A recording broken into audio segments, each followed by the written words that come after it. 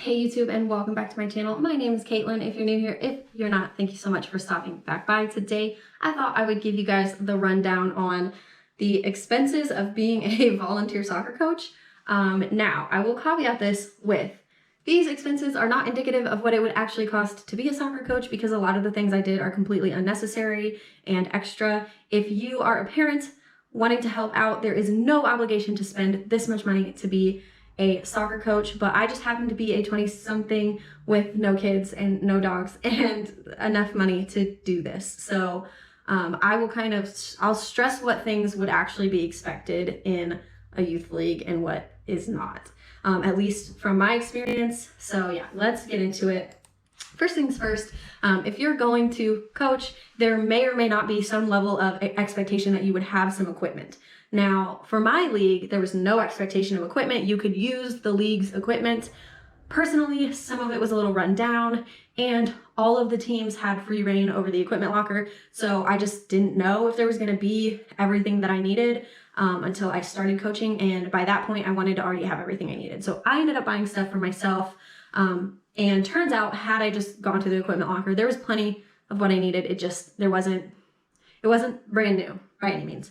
So anyway, I bought 3 soccer balls, some keeper gloves. I coached 9 to 12-year-olds, so I did have designated keepers during games, and so had to have gloves for them. I bought a coaching clipboard with the kind of the field layout, so I could whiteboard on there. I bought some 7.5-inch cones, which are like the little knockdownable cones, and then the little disc cones. I got those. All of that together ended up being about $105.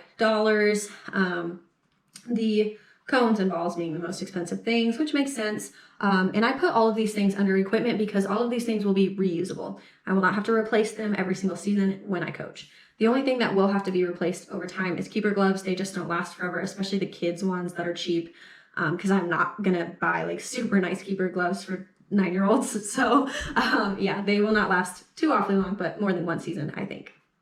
Next up, post-game snacks. This one is a vital part of youth league soccer, the snacks. However, most of the time, if you work with the parents, you can get a sign-up sheet going, and you as the coach will never have to provide the snacks.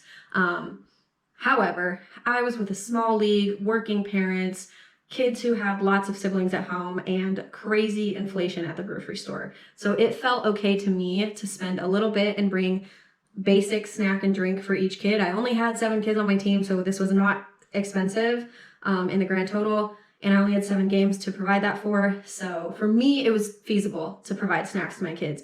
Now, there are leagues where you're going to have 15 kids on a team, and they're not going to be satisfied with a tiny Gatorade and a small applesauce pouch. So it depends on the league how the snacks work, but typically the coach does not cover the snacks. So like I mentioned, I got them little Gatorades and applesauce pouches for almost every single game.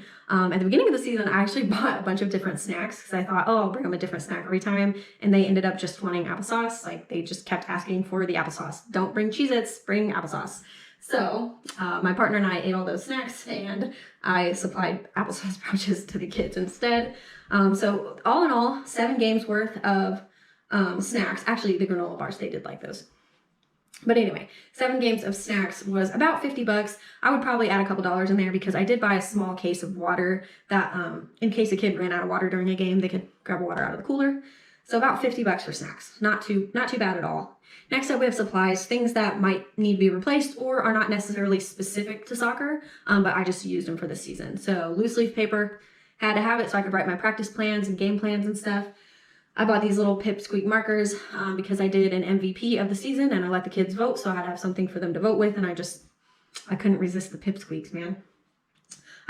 This is actually a binder, but I bought a binder because for all my practice plans, I put them in sheet protectors and kept them in the binder. That way at practice, when I was flipping through, if it rained, they wouldn't get ruined, that kind of thing. Also, I'll have them to reference back to if I need to plan practices in the future. And then I bought a clipboard, and that was for my assistant coach. So all in all, the supplies was less than $10. Next up, one of the most expensive parts of being a coach for me was the gifts. And again, this is completely unnecessary. As a youth soccer coach, especially for a co-ed youth league, like, this is not normal. I don't know of any other coaches that did this type of thing. at least in my league. So anywho, I got practice prizes, things like stress balls, little poppets, stuff like that. At one point I did buy a book for the practice prizes. It was a used book, don't worry. But I just thought it was a cool book because it was Alex Morgan, which is an Olympic goalkeeper. So I think she's a goalkeeper. I should probably know that for sure, but I'm pretty sure. So anywho, practice prizes. And then I did get a small thank you gift for my assistant coach. She was a high schooler who had aged out of the program, but her high school did not offer soccer. So, she might have been in 8th grade. I don't know. Anyway, either way, her school didn't offer soccer, but she aged out of the program. And so she really wanted to be involved. And it just worked out so great because I was a new coach and this girl was fabulous at helping me out. So I got her a thank you gift. And then I did, like I said, I had an MVP. So I got an MVP gift for that kid. Got them a drawstring bag for sports. I know she does more than one sport, so it worked out. I got her a water bottle, a book for skills training in soccer, and a bracelet. So that ended up being about $55. That was a big expense, but worth every penny. And then I got the kids every kid on the team. Now, I will say this league didn't do any kind of trophy or medal or anything. Like the kids did not all get something. So that was kind of interesting. You know, everybody talks about the participation trophies, but this league did not do that. They did not. But I did give each kid a taco card. And in the card, I just wrote, you know, hey, it was great coaching you this season. Hope to see you again. You did great at XYZ. And then I put their stats in the card for them so they know how many shots on goal they had, how many goals, all that stuff. Just as like a memento. And then I had these stickers made for each kid. We named ourselves the Panthers. That's not the league. That's just our team. We're the Panthers. And so I had those stickers made, and you can see on my spreadsheet here, they were actually donated, which was fabulous. The person who made them donated them. So that was lovely.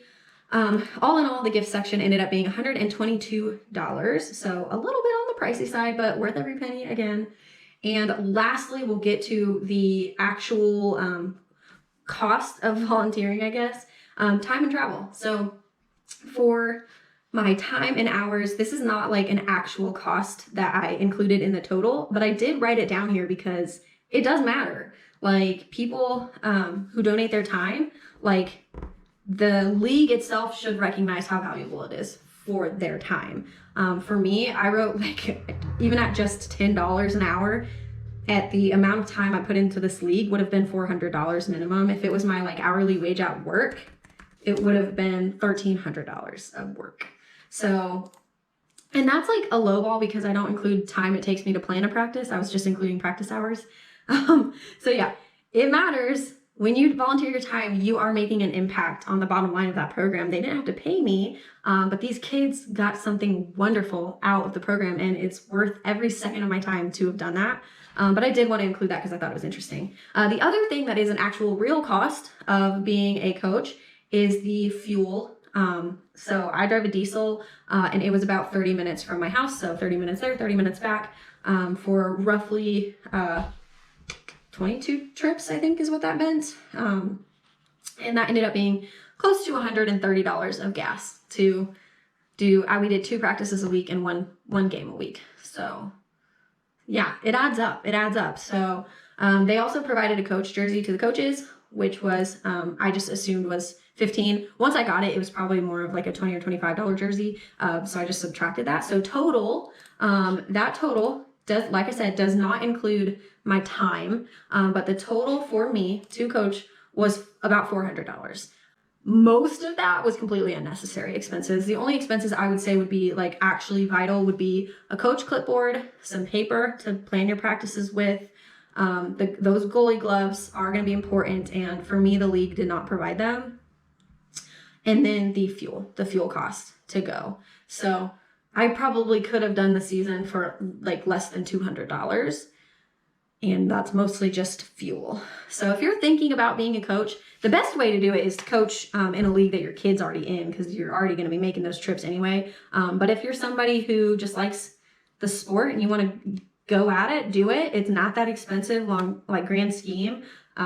It's totally worth it. And to show you how worth it is, one of my kids made the coaches a little sign.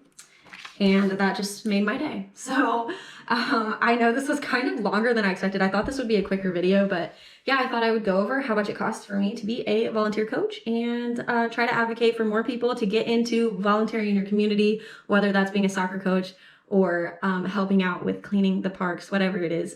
Go do more volunteer work, please and thank you. Have a great morning, noon, or night, whatever it is for you.